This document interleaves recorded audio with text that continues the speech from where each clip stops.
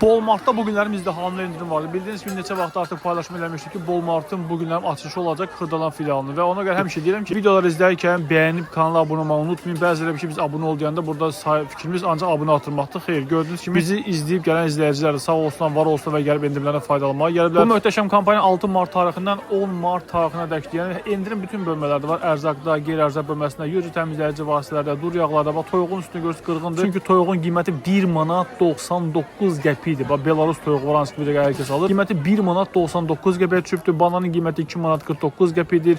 Endirimlər çoxdur. Sadəcə olaraq bunu sizin üçün paylaşıram ki, bax çəkiliş heç nəsə zorla edirəm. Növbəti günlərdə də digər mağaza filialların açılışı olacaq. Möhtəşəm paylaşımlar eləyəcəyik. Ona görə də bir daha xatırladıram ki, videoda izləyərkən hər kəs bizdən like atsın və videomuza, səhifəmizə, kanalımıza abunə olmağı unutmayın ki, bax bu cür endirimləri, bu cür paylaşımlarımızı qaçırmayasınız. Çünki həmişə biz paylaşım edirik, xəbər veririk, harda yeni mağaza açılır, harda yeni böyük kampaniyalar olur.